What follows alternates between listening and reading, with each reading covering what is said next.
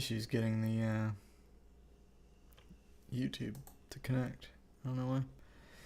Anyway, that's not good because YouTube's the only one that saves the video. So, alright, anyway. Probably nobody's watching right now. I'm just going to get into it. It's going to be a shorter stream tonight. It's going to be a shorter video because I have to go to bed pretty soon. But I did want to look at some of these some more. So let me adjust this window. This is kind of where we left off last night. This is our scale that we're using right here. And I guess I'll make it a little bigger. This is the scale we're using right here. And we were just going over the different types of triads last night. Well, intervals really, that we have in this scale. And so if you look in the first column here, it just says refresher. What do we have? We have this 165 interval, which if I remember correctly, it's an 11 limit.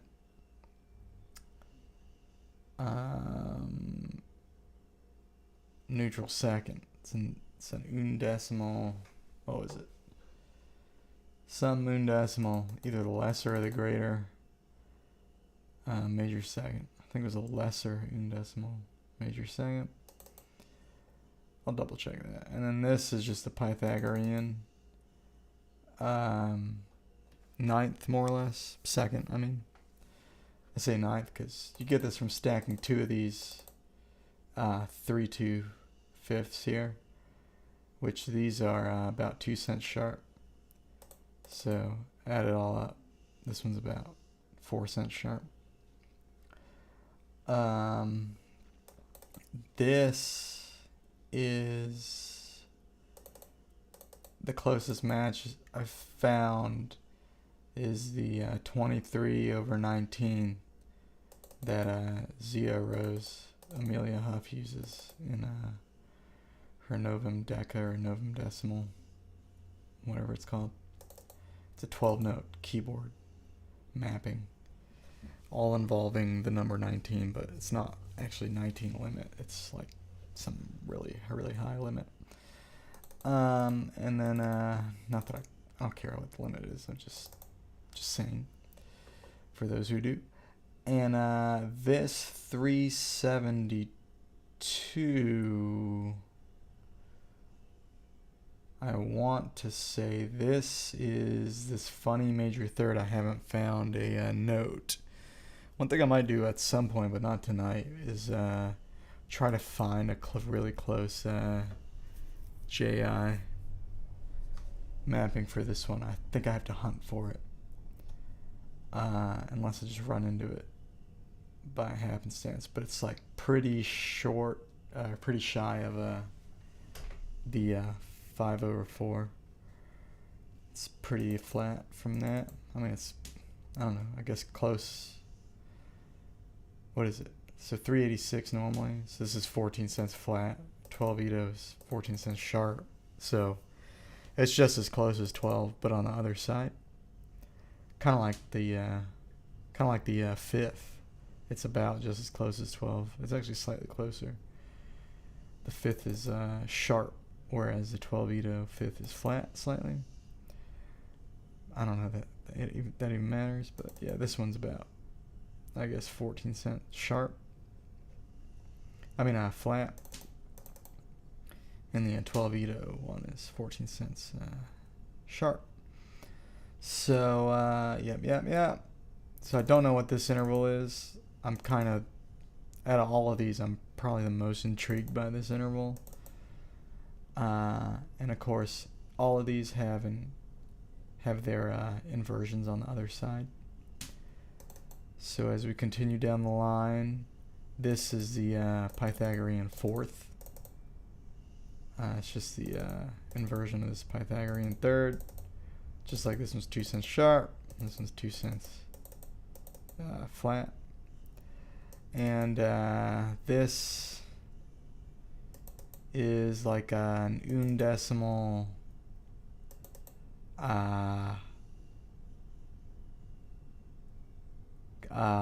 super fourth, something like that, because this is the undecimal sub fifth.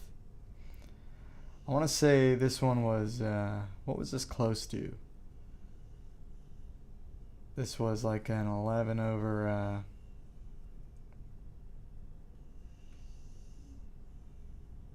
what was it? It's like an 11 over something.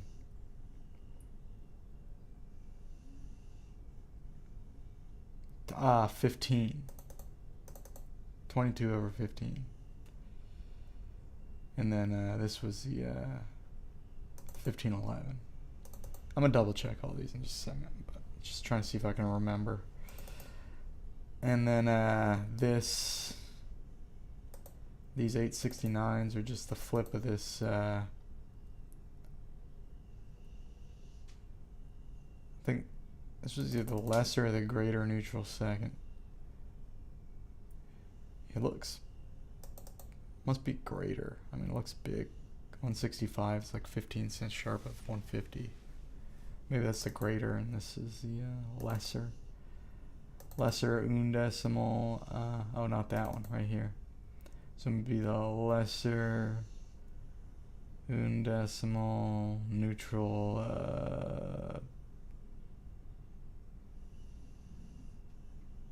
seventh, or no, it's not a seventh. I'm looking at the wrong thing. This goes with this. That's my fault. Okay, this was the I'm getting confused. This is the 2319. So this is a whatever double 19 is, 3823. So whatever that means. And this is this thing's cousin or whatever, inversion. This funny interval here. It's like the mirror of the 12-Ito third in terms of sense. It's like 12-Ito's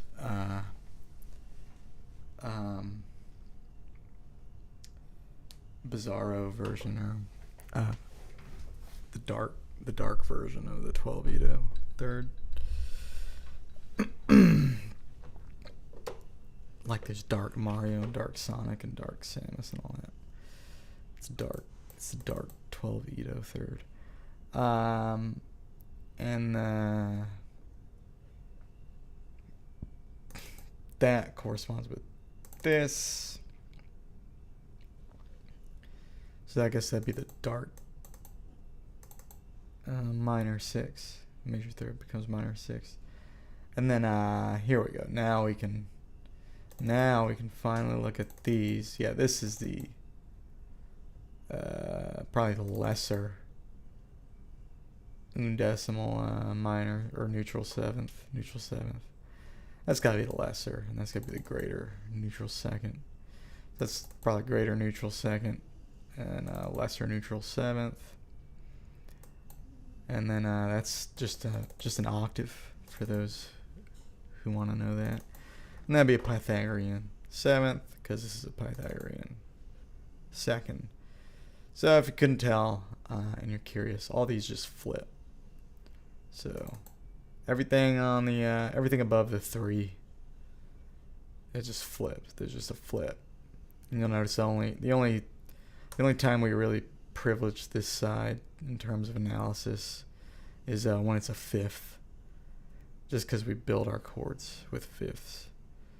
But we're about to give this side a little more love tonight, because last night we were looking at the triads, which is column 0, 2, and 4. And tonight I'm going to be looking at these seventh chords, and maybe a little more than that, who knows. So yeah, I've got our sound booted up. Kind of jamming on that last night, liking some of the stuff.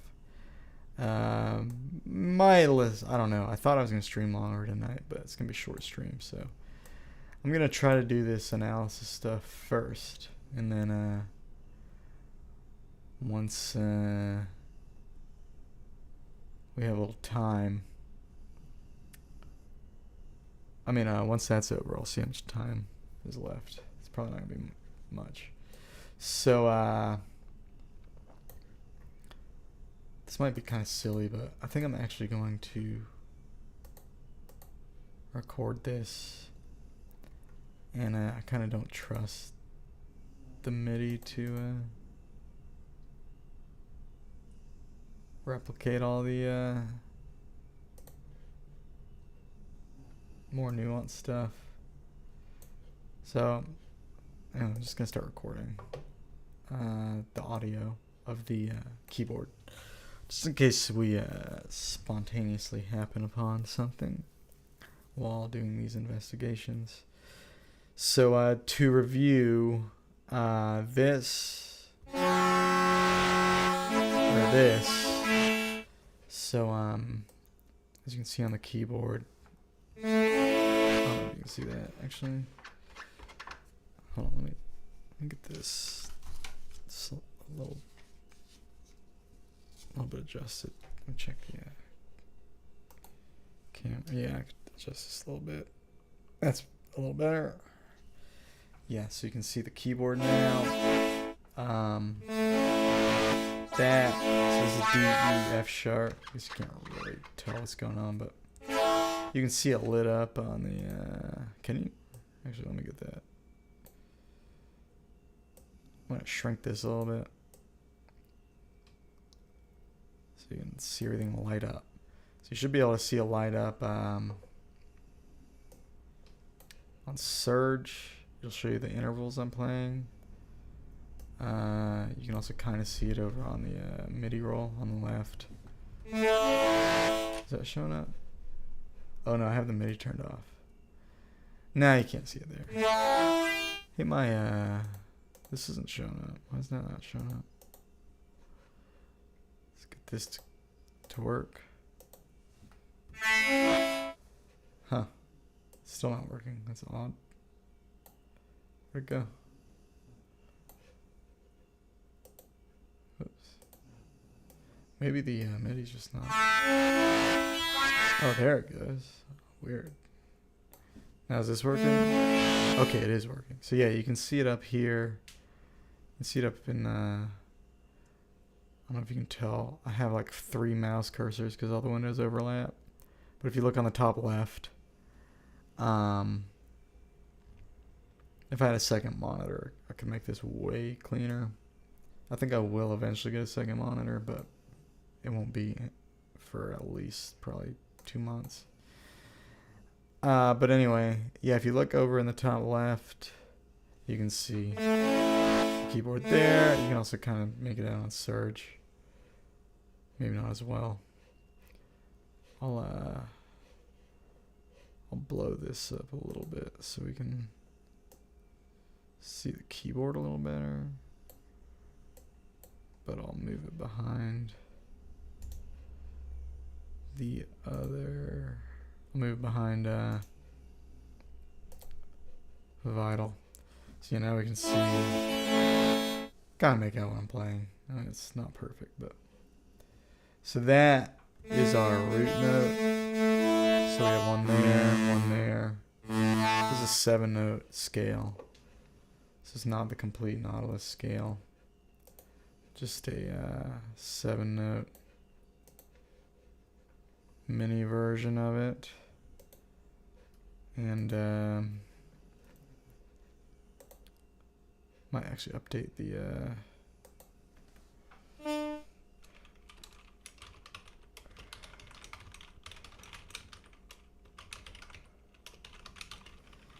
examining the chords that are available in a 7-tone subset of Nautilus.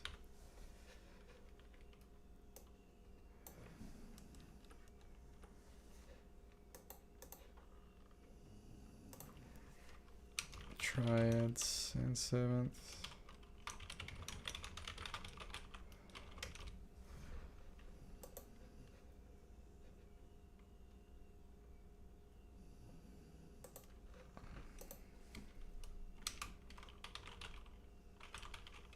whole tone-esque. Whatever.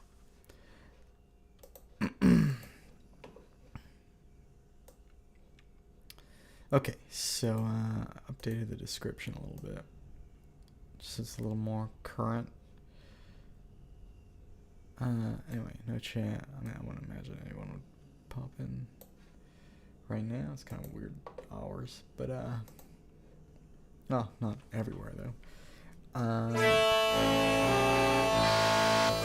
So this is like a major scale. So yeah, this is like a major scale, major chord, and then this is also like a major triad. So that'd be on the browser. That'd be whoops. I'm gonna make this bigger. So on the browser it'd be 1 or 2, 0, 2, and 4. Those columns. So that'd be the major chord. The next one up, which would be the next row. That would be a major chord. So again, we're just looking at 0, 2, and 4, and then we're going to move down one by one through each row. So now on this row, it'd be this is like a minor third, and then that sub fifth. Not my term. Sub fifth. I think it's a cool term though. Just learned it yesterday. And then this is another minor triad with a sub fifth. So I don't know what you would even call that. I kind of want to call it like a minor fifth. Almost like call this like a minor minor, or double minor or something. Double minor triad. I don't know. So we have major, major, then 2 of these double minors, I guess, or 3 of them actually. We have 3 of them in a row. And then we have a just straight up minor triad. So 0, 331, and 703. And then another minor triad. And then we're back to our root. So up an octave, of course. So yeah, those are the triads. So again, it's just minor, minor. Major, major, starting on the root. Major, major. It's kind of double minor thing. Double minor, regular minor, and then major again. So I want to call that double minor or something. I just want to call it something other than diminished, because this 662 cent interval is just way too wide for me to call it diminished. Even if it's still a lowered fifth, but it's just so far off from that sound. It does seem, to me it seems more unique, like some kind of wolf fifth, or it's got a really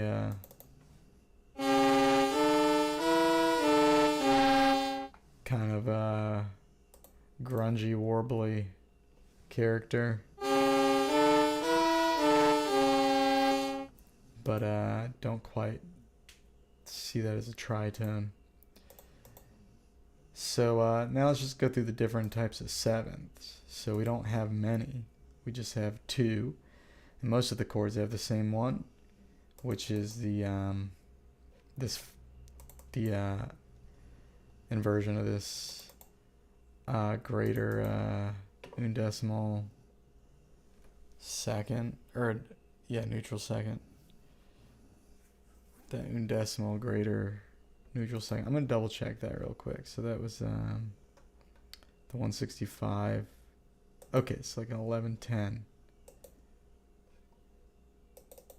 Yeah, it's like spot on. It's a large undecimal neutral second.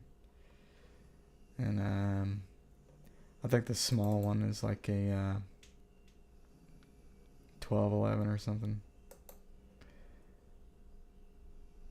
Or what's the small one? I don't remember. Oh, maybe it was this 2120. the minor second, which is no, it's a 7 limit, 21/27 limit. What am I saying? There was a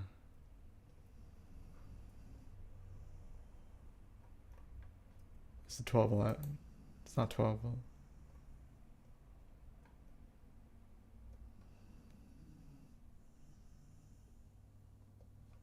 Oh, it's the 150 cent interval, 12/11. It is 12/11. That's the lesser one, but it's not like smaller than 150. It's right on 150.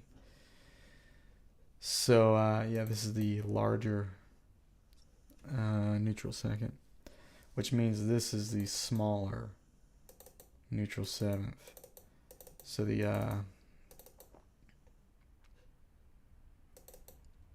what is this interval then?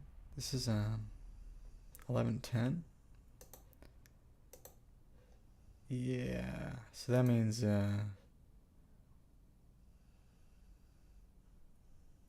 this is 2011, right? So if I go to 1034, it's 2011. Should be spot on. 1034. Our actual interval is 1034, yeah. Here it's 0.9 and here it's 0.5. So we're like half a cent off, I guess, but it's very, very close. Within like 5 cents is pretty good. So I mean you can accept more than that, really, and it can still be said to represent the interval.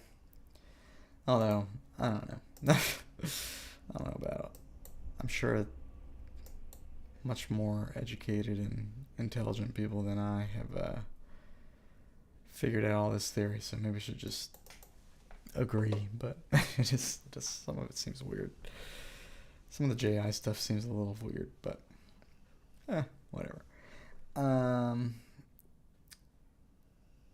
Anyway,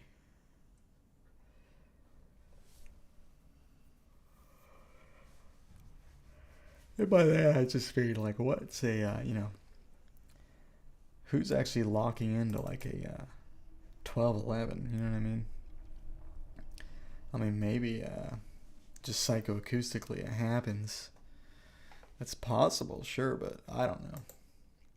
I definitely like the sound of JI. I think that it almost speaks to something primal, but when it comes to like doing all the chord analysis and stuff and just looking at random set values and stuff, it's easier for me to relate everything to 12, just because that's actually what's familiar. It makes sense. It may just make sense. I mean, it makes sense due to acculturation, sure, but it still is what makes sense. It's like it's very odd to me to try to force myself to analyze things through a JI lens all the time when there's nothing intuitive to me about JI. I'm not talking about, not like, I love the sound. I'm not saying that. The math obviously makes sense. Like, logically it makes sense on paper. But, I'm sure if you sat there and like tuned random intervals, you would probably dance around JI a lot. But as a person who just plays already tuned instruments for most of his life, it's, I don't know. It's easier for me to compare everything to, like, this is not quite a major second. This is a slightly sharp major second. Like, just looking at, I look at everything as relating to 12 Ito. And I'm sure everyone really does, at least at first, whether they use that language or not. Anyway, that's a bit of a tangent to an audience of none. But,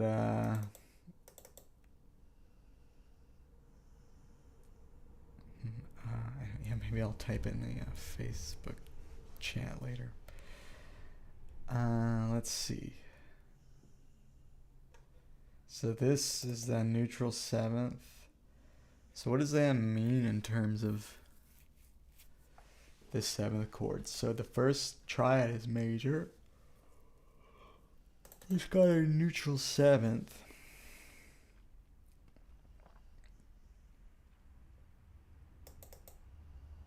So the only one with a Pythagorean 7th is this one, which has that funny wolf 5th. So I don't even know what you would call these chords, but I'm just going to go ahead and play them. So here's the first one.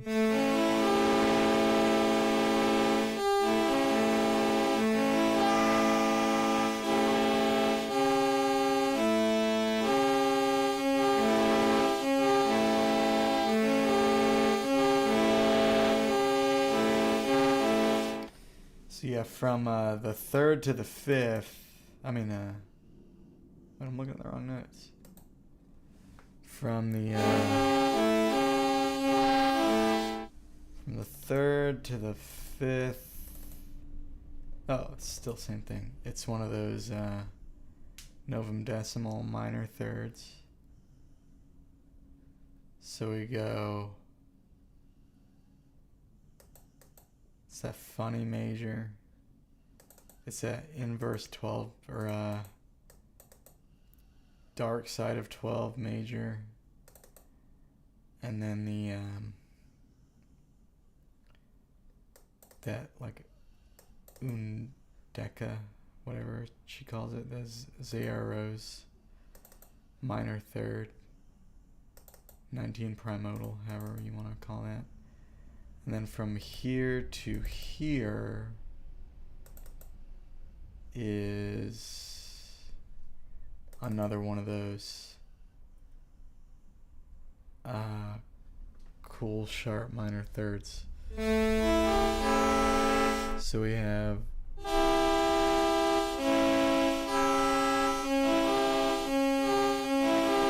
this is just two of those minor thirds stacked.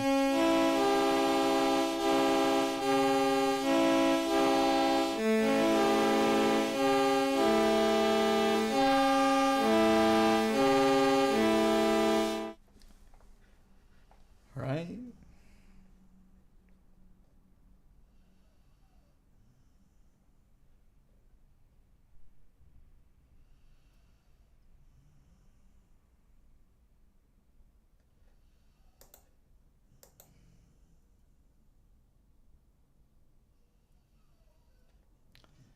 Yeah, from here to here. That's that minor third.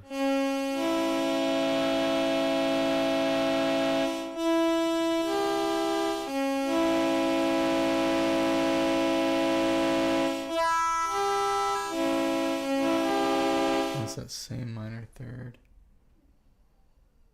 What does it sound like if you just stack all the thirds?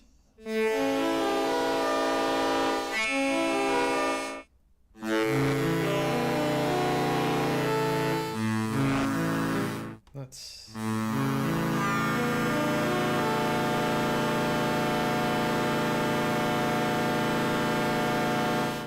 What if you just stack the minor thirds? So you would start here.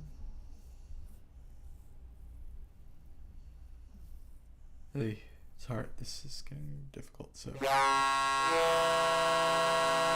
minor third.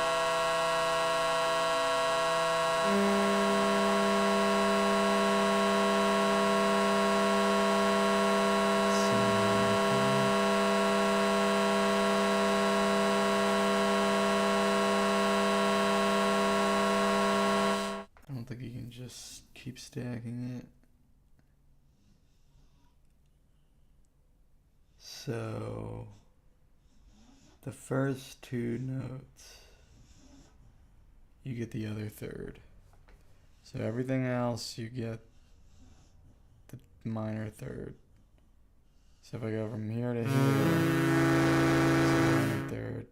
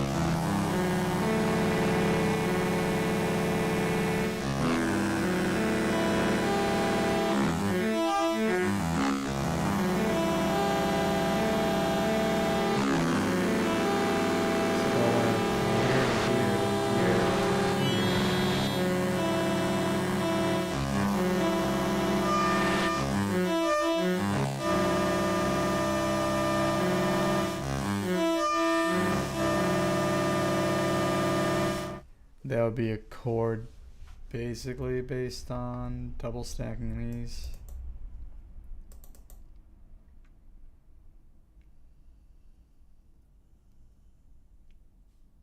So two of these makes one of these half fifths. It'd be like stacking these, I guess. I don't think you can just keep stacking those, you'll lose it. Cause there's only 3 of them, unless it just repeats them. Yeah, you couldn't just keep stacking those. I don't think you can get like a good chain of those minor thirds. I'm not really sure though, it's very confusing. So okay, anyway, so if you play basically 4 whole steps in a row, it's a 7th chord on the keyboard.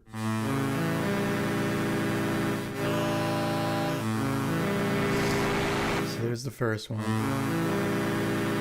Here's the second one.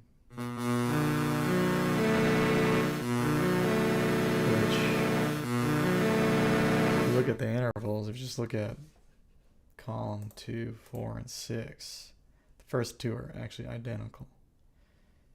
Even though this is not the same, everything we're playing is identical. So this is the same exact chord quality. That does sound vaguely, it just does sound pretty much like a dominant chord, I guess.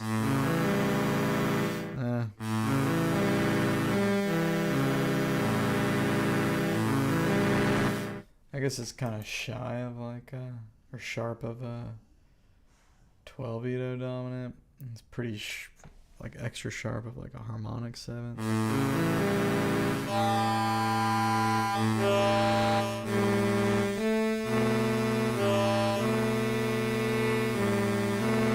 Kind of an interesting interval.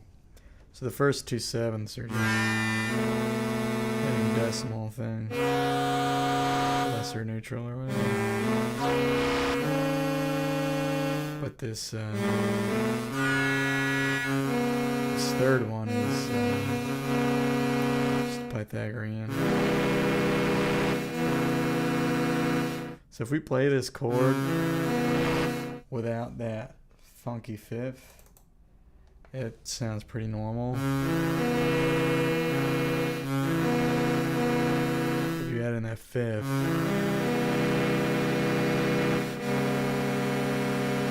it's pretty gnarly.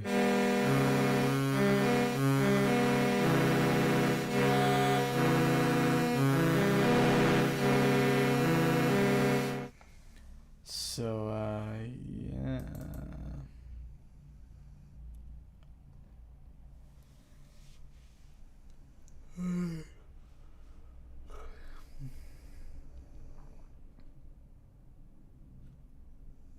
Yeah, that distance from that 5th to this 3rd is still just this.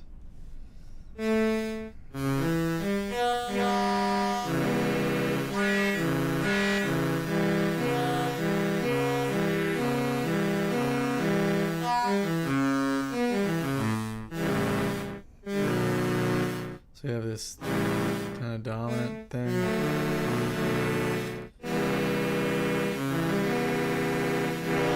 Then that one's like this weird wolf.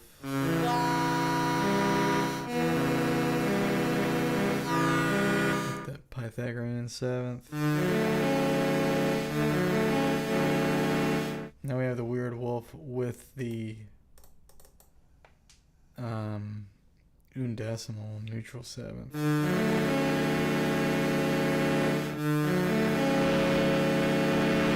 And another one of the same exact chord.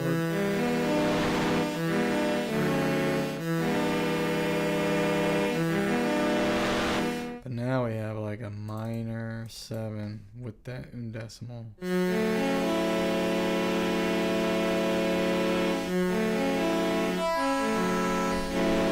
That sounds good.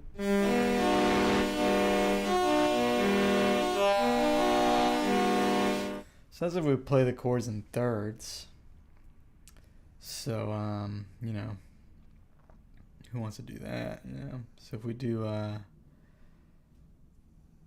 we could do root third, root, the root and the fifth, and the third and the seventh. So what would that look like? I guess like this.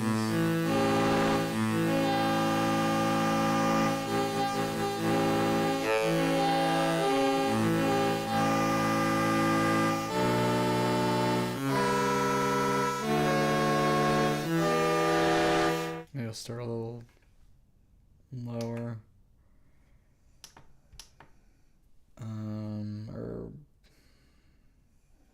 start here.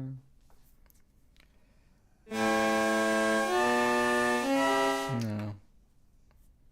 Yeah, I guess I'll start a little lower. So.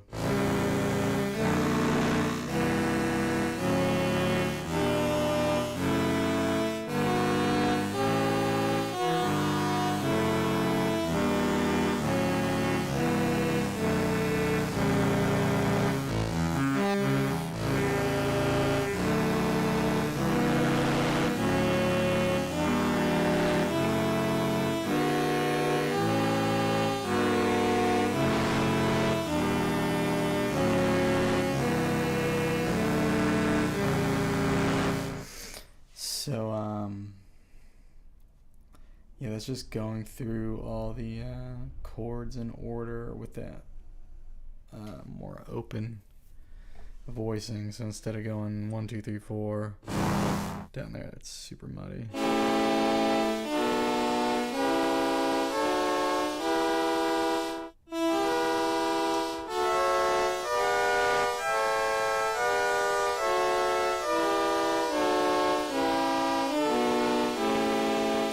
Instead of doing it all in thirds, just spreading it out a little bit. So root, fifth, third, seventh.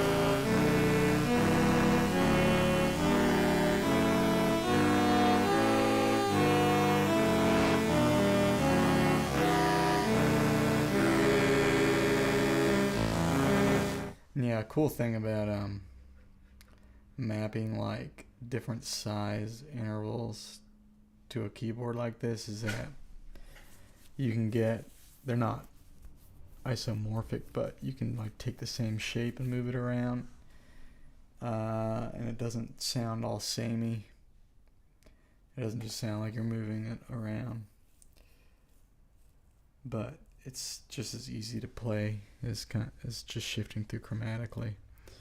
So that is kind of cool, but the flip side of that is that it's really hard to keep track of what you're playing. You kind of have to like go back and remind yourself over and over again, or like really memorize it. Which I think that's a problem guitarists are used to having.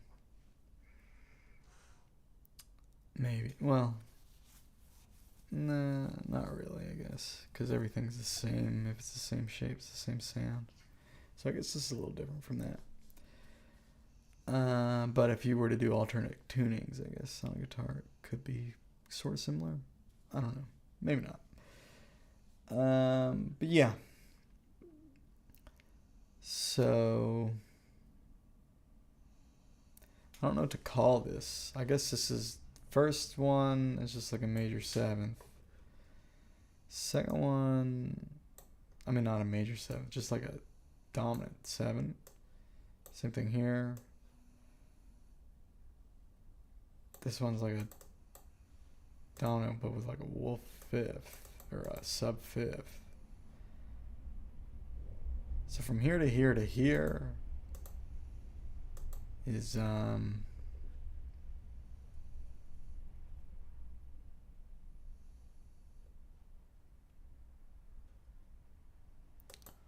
2, 3, 4, 5. 1, 2, 3s.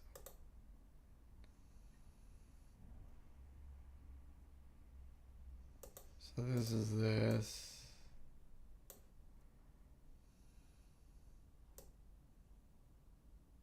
And this is this.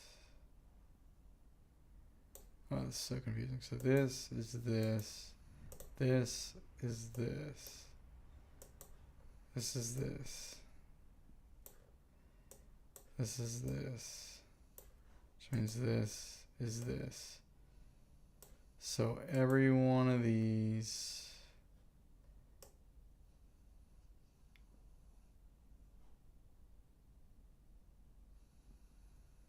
am I doing this right? So from here to here is from here to here. It's a minor third. And from here to here is from here to here. So it's a minor third. So that, those two minor thirds create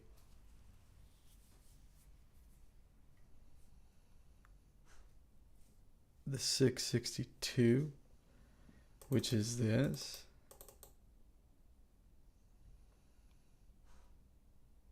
Which, because these minor thirds are so wide, I guess it's a diminished chord, but it's so wide. It's almost not even diminished anymore. But yeah, this chord is on top of this, just like a normal, the normal world. So this chord, this chord, oops, starting on the wrong one. It's this chord.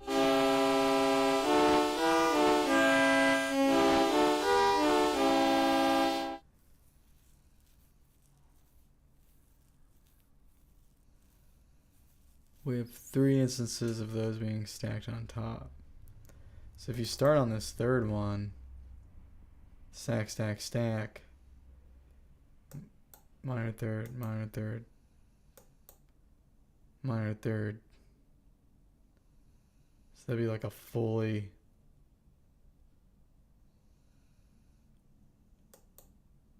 diminished kind of. Looks like this. So 331, 662, 993. That makes sense. So this third one,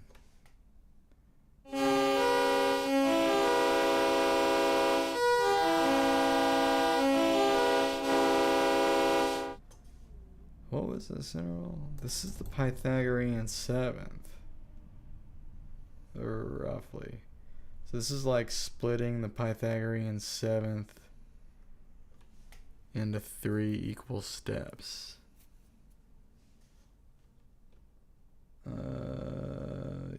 Kind of. I mean, it's not exactly because it's sharp or it's flat. But it's close-ish to that. What is that? What happens if you split the harmonic 7th into thirds? Let's go. Let's make a new instance of Scale Workshop and find out.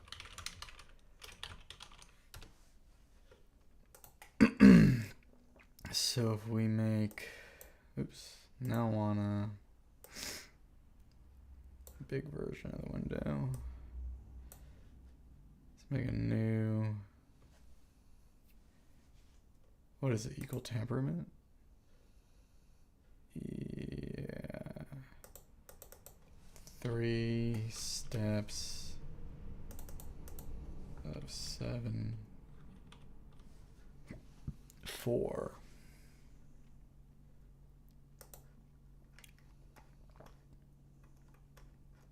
This is looking insane. So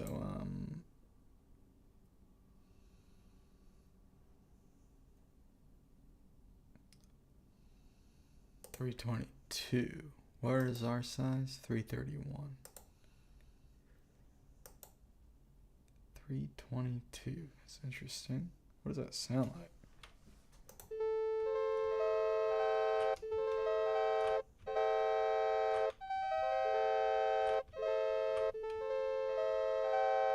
Sounds very diminished, but also like not.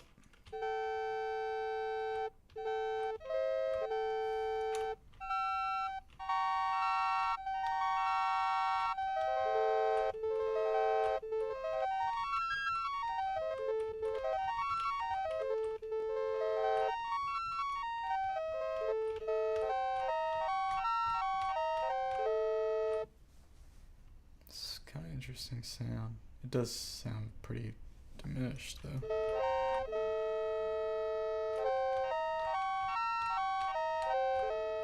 To me it almost sounds like between a diminished and a half diminished. It's like it vaguely sounds like both.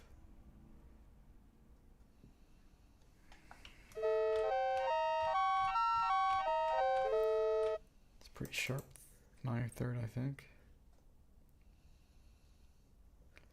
So what if we did 3 equal divisions of, so what's the Pythagorean 7th? So 9/8 Pythagorean 9th or second. So you need to put 16/9. The Pythagorean 7th, I guess. Let's check this one out. So is this is pretty close to what we have here, right? 993 versus 996. So yeah, we're 3 cents off, which makes sense because our 5th is 1.5 cents sharp.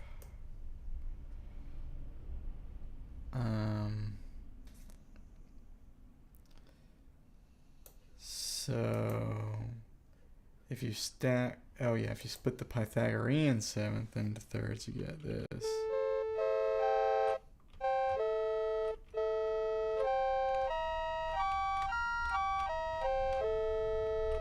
So that would be similar to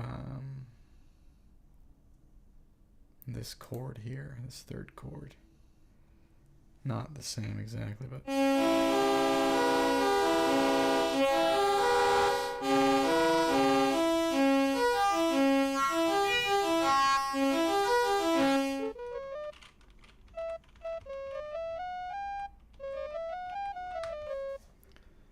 not that one, this one.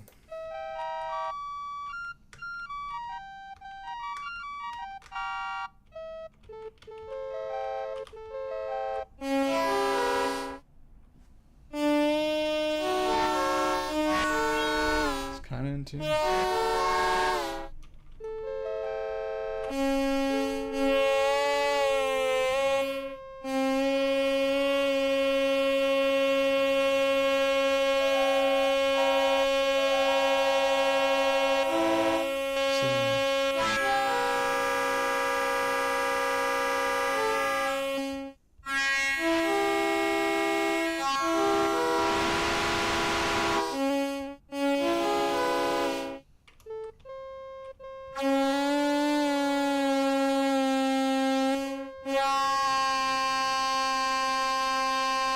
So we yeah,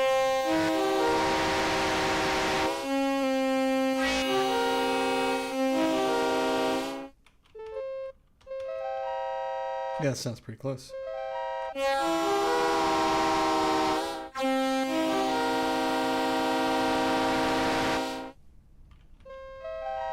Yeah, it sounds very close to that, actually, yeah. So it's kind of like that. It's kind of like 3 equal. Well, obviously, I guess, but yeah, it does sound very similar to that. So it's like splitting that Pythagorean 7th into thirds right there. That's what that chord is. So yeah, it has a kind of a, it's almost like ambiguously diminished because it's like between a fully diminished and a half diminished to me. See, I'm really reluctant to call this 6/62 interval a tritone because it's just so sharp. But I wouldn't fault someone for calling it that, or calling it a diminished 5th. I guess it kind of is.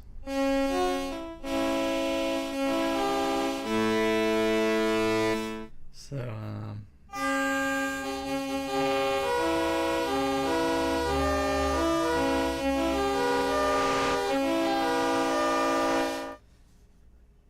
So yeah, once we get to this note,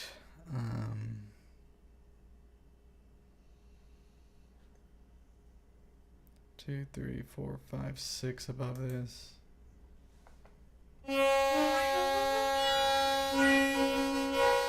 It's our second note.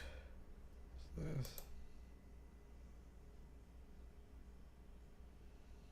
So what am I trying to get? So what is this one? 6 above this. What's this? See, once we get to this one, our third is not minor anymore. Minor, minor, minor.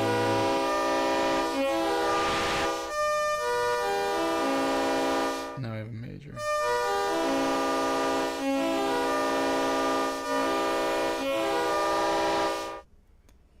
So what happens when you have 3 minors and a major?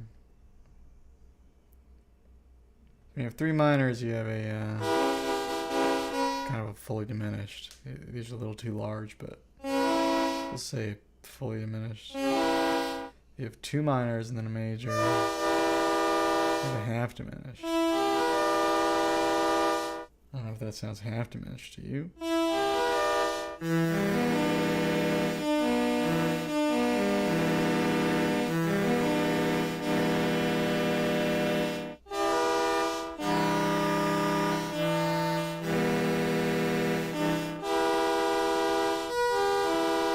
I mean, to me that doesn't quite sound diminished to begin with.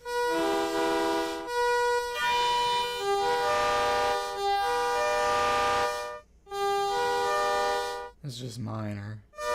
That does sound minor. So that's this one right here.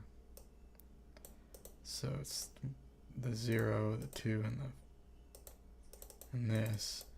The 7th is minor. It's like a minor 7. Or no, I was not playing the 7th. So that's the 5th. And this Novum Deca minor 3rd, or whatever you want to call that. And then was that interval? 2319. See if there's anything on that. 2319. Anything on 2319? The vicesimotertial. Vicesimotertial supra minor 3rd. 23 limit interval. 23 limit consists of JI intervals whose ratios contain no prime factors higher than 23. So 9th prime and is thus a superset of the 19 limit and a subset of the 29 limit.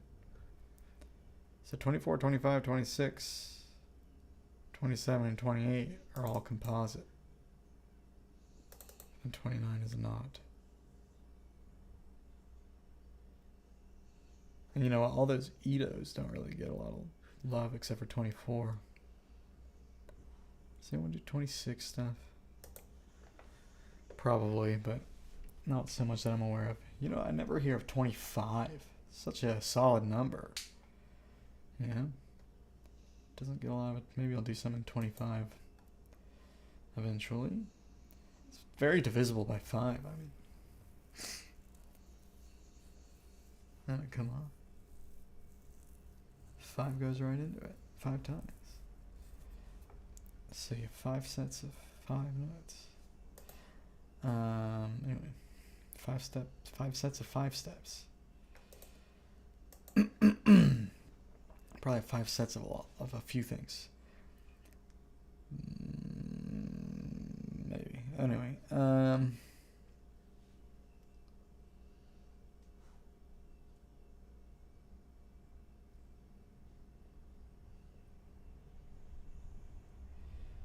is arguably a potential ideal stopping point for prime limits due to its corresponding to the full 27 odd limit. The full 27 odd limit, what does that mean? And thus corresponding to the 14th mode of the harmonic series. which is to say that all of the first 28 harmonics are in the 23 limit. Wow, I can pay for viewers. I'm not doing that. It's fucking stupid. What does this mean?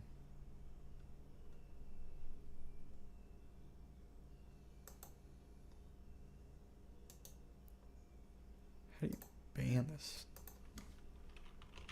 Ban Warlord.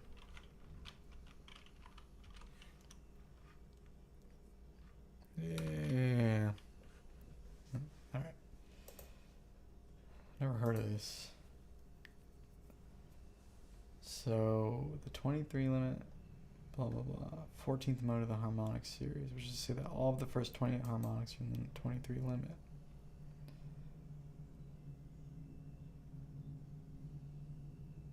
Well, what's so special about the first 28 harmonics? Like the, because the first octave is 1 through 2. Second octave is 2 through 4. Third octave is 4 through 8. You get a whopping 4 notes in that one. Or, yeah, 5 if you include the octave. So what was it? So 1 to 2 is octave 1, 2 to 4 is octave 2, 4 to 8 is octave 3, and 8 to 16 is octave 4, which is the first good one. You can actually play notes in it. It's got 8 notes in it. And 16 to 32 is the 5th octave, and that's an even better one, although it's harder to use because it has a ton of notes. It's got some of the little sliver notes in there too.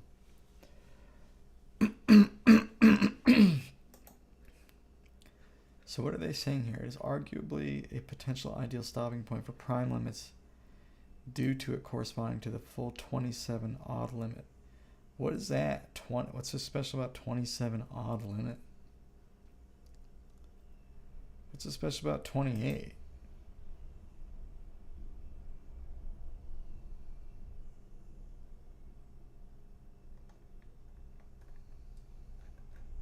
So confused. 27 odd limit is a set of all rational intervals for which neither the numerator nor the denominator of the frequency ratio exceeds 27. Yeah, after it's reduced. The smallest Edo, which is consistent in the 27 odd limit, is 282 Edo, by virtue of it being consistent through the 29 odd limit. Yeah, which is distinctly consistent in the same is 388 EDO. So the previous page says, you know, maybe it's the best one because it includes 27. Then you go to the 27 page. It says nothing about why this one is a good stopping point. I have no idea why it said any of that. There's no explanation whatsoever. The 31 odd limit. Isn't 31 prime?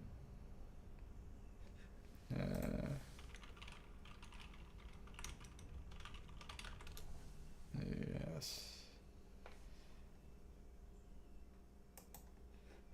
As a set of all rational intervals for which neither the numerator nor the denominator of the frequency ratio exceeds 31. Once all powers of 2 are removed. Meaning, you can have numbers higher than 31 so long as they reduce.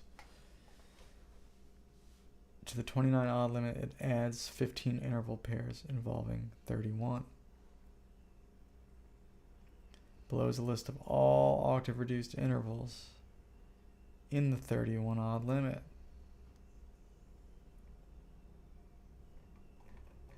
Holy shit, that's a lot of intervals.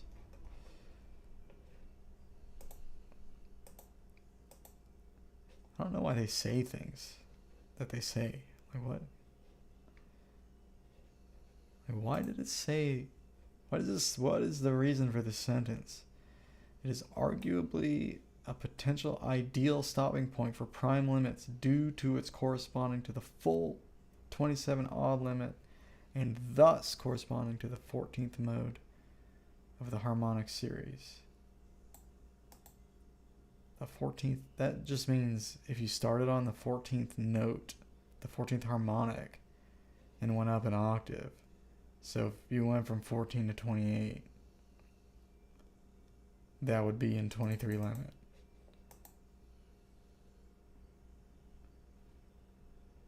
What makes that a potential ideal stopping point?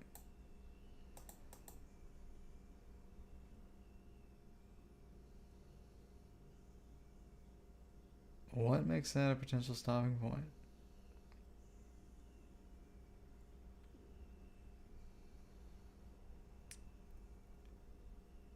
You would get 4 chords that have a 7th harmonic. I guess that would be good, right? You get 4 chords with a 7th harmonic.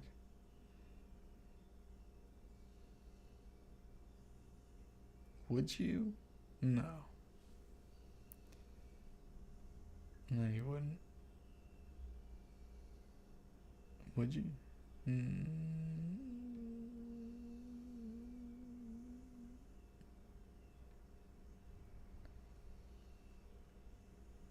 No. What's 7 times 7? 49? No. No. You wouldn't even get... Would you even get 2? What's 3 times 7? 21? You would get 3. No, you get 2. What's 5 times 7? 35. You get 2. You'd only get 2 harmonic 7th. Just 2 harmonic 7th chords. One on the fundamental and one on the 5th.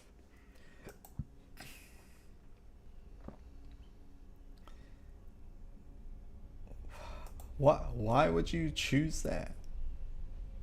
I don't get it.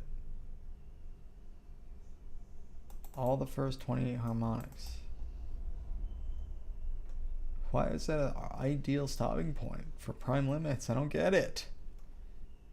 Why do they just say that and then don't bother explaining? No reasoning. Like, let's see. 29 limit consists of just intonation intervals whose ratios contain no prime factors higher than 29. It is the 10th prime limit and thus a superset of the 23 limit and a subset of the 31 limit. Okay. Prime 29 is notable as being the prime that ends a record prime gap starting at 23. Just number fun there. Thus, the 29 limit is in some sense analogous to the 11 limit, as both include the prime ending a record prime gap. Now that, my friends, is just numerology. Like, who gives a shit?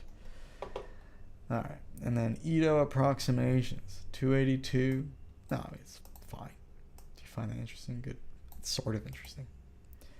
It's like when you see a weird billboard. It's like sort of funny. You don't really laugh. It's like sort of interesting. It's like not really thought-provoking, but it's like, yeah. Yes, absolutely.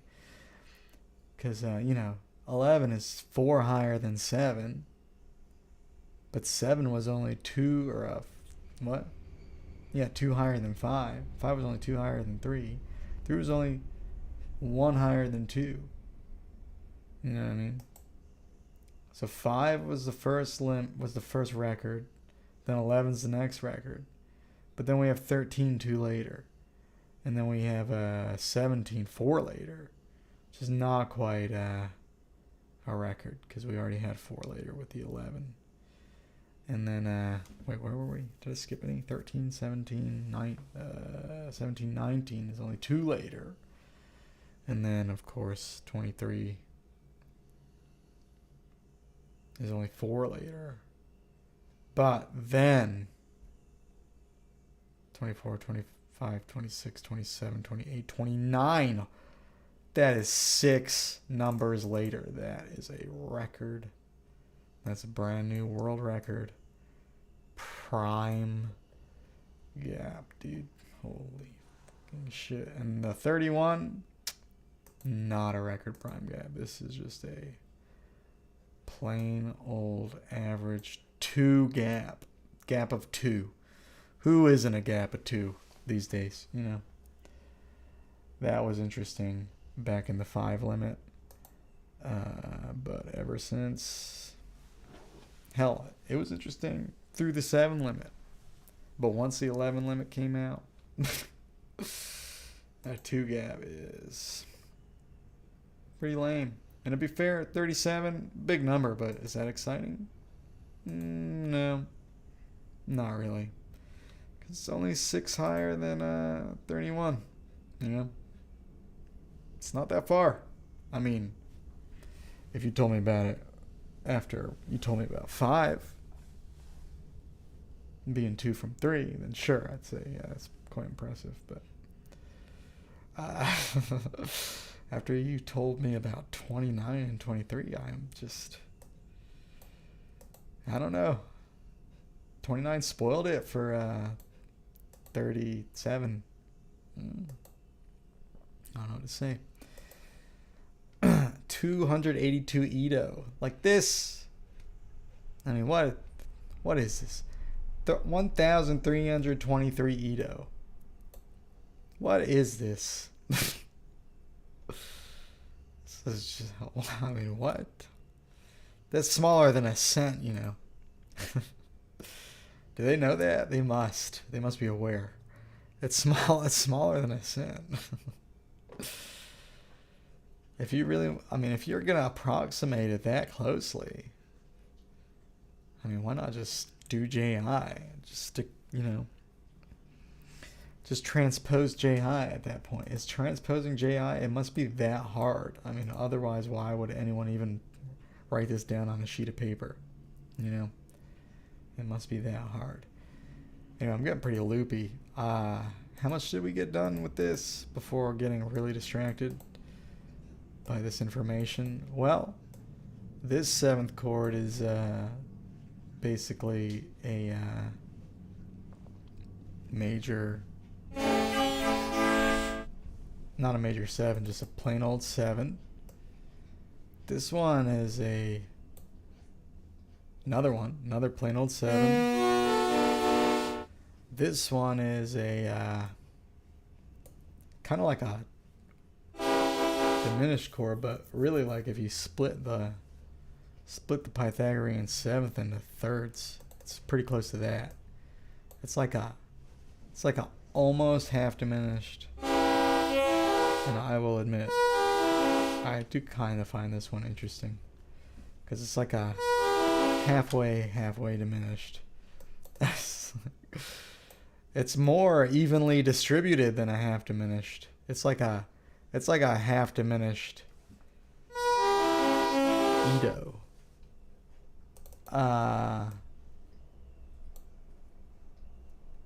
What would that be? It wouldn't be, because you wouldn't be splitting the flat 7 into that interval.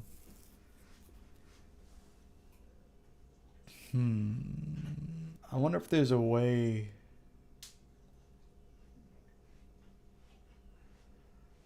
I wonder if there's a way to, like, get this inside of an octave. How do you do the math on that? Do you multiply this by 2? No. No, you don't. I don't know what you do. What was this one? This is a diminished bottom, regular top. So this is like a kind of like a half diminished, like an actual half diminished. Minor, major, I guess. Whatever that major is right there, that 372, that funky one.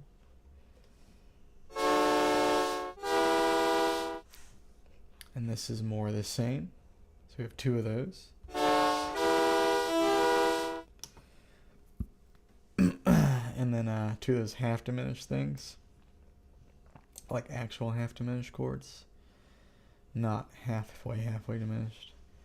And then here we finally have just a good old fashioned minor 7. And then we have another one. So we have 2 minor 7s, 2 plain 7s, 1 very special halfway diminished, and then 2, I guess we'll call them half diminished. The names are sort of wrong, but that's what we have. So the first chord is plain old 7. Second chord is plain old 7. So I guess what we'll do tomorrow is we'll look at the inside notes and kind of describe the modes of this silly little 7-note scale. Sub Nautilus, half Nautilus. What's that? What means half? Semi Nautilus. Semi Nautilus. Hey, I'm into it. Is it porcupine? I don't know. Is it porcupine? What is porcupine? Let's look it up. Not look up just what is a porcupine. That's going to be something else. Linear temperament in the porcupine family. Is it in 29? Let's see. 29 Edo porcupine. What would it be? Because isn't porcupine a bunch of shorts and a long?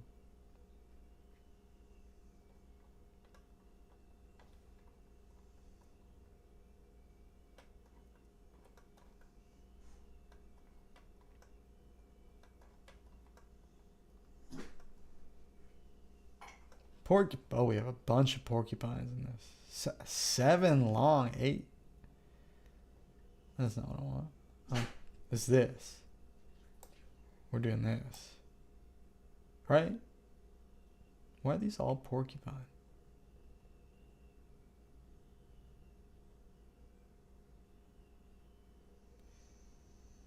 They're all porcupine. Because generators. I don't know how it works. It just lines up like that. I don't quite understand mosses. I understand splitting the scale up into longs and shorts. That makes sense to me. But how the same moss, how you have one moss that has one name, but the scale is divided up.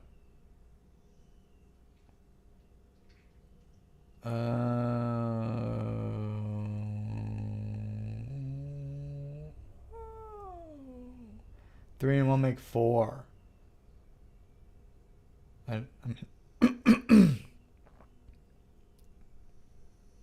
Why is that still porcupine? Why isn't that something else?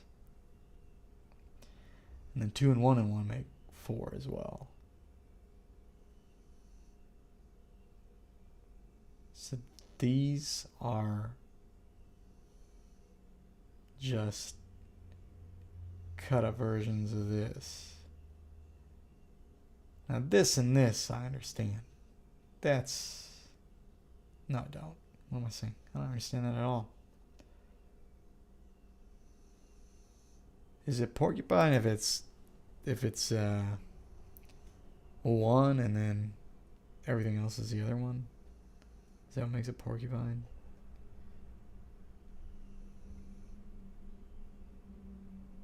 This is a 7-note scale. This is an 8-note scale.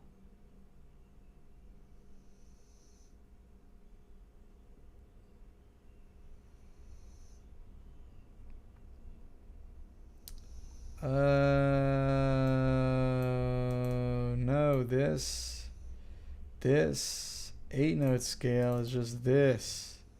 We took the fat 5 and turned it into 4 plus 1.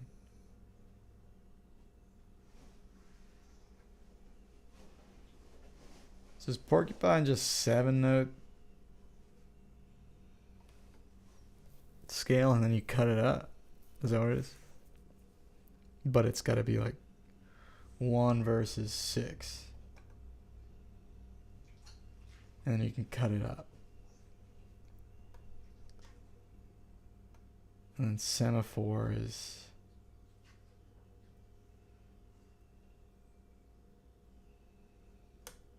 1 versus 4.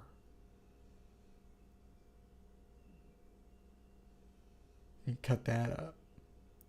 So when I was doing semaphore, I was doing this 9-note version. But its more basic version is 4 long, 1 short.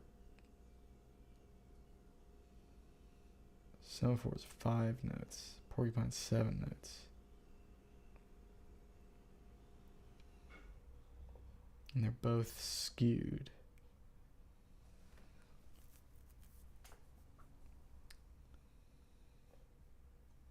Pathological semaphore. What the hell is that?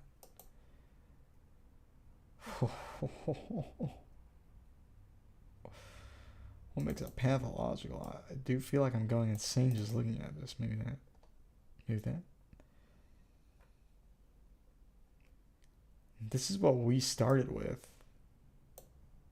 Nautilus. But now I think we're actually doing porcupine. And we're doing this version right here. 4, 4, 4, 4, 4, 4, 5. But we, yeah, that's what we're doing. We're doing porcupine. So when I come back, I need to update that we're doing porcupine. This is porcupine. I'm gonna go ahead and update the title. And then I'm gonna go, because I need to go. I need to get out of here. Yeah. Well, I learned a lot of theory today, and if you watch along in the future, or probably not the present, I checked YouTube. Don't think anyone was here. Well, no one chatted.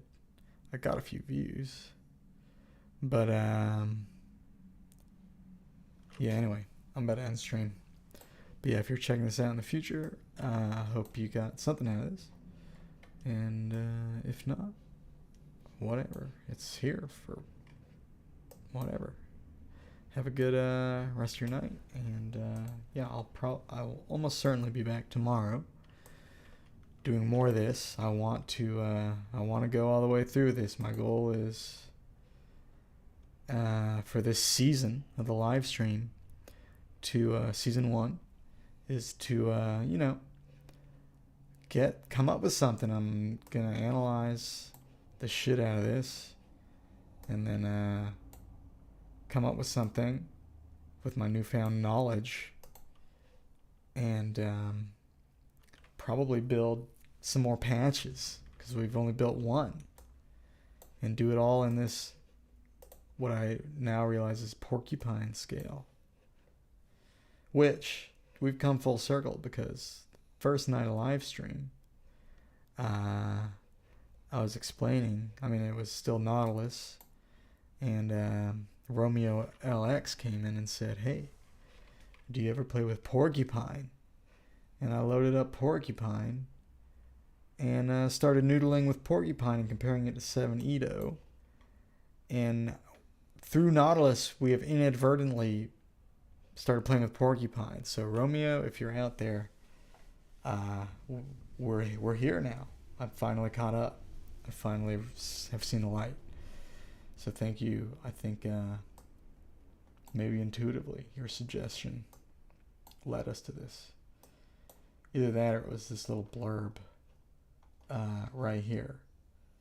It says, although the result, oh, it even says porcupine right here. Although the resulting porcupine diatonic scale sounds somewhat different from diatonic scales generating from fifths, can still provide some degree of familiarity.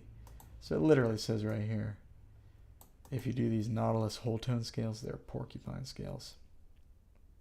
It's just porcupine. it's all starting to make sense. It's making sense. All right. Goodbye. Good night.